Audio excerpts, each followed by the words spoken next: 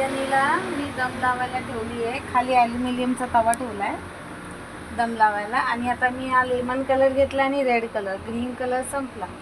आता हे मी असं टाकते. वाव, किती छान दिसते लेमन कलर. आणि हा रेड कलर टाकते. त्याच्यावरती लिंबू टाकते आणि कोशिंबीर.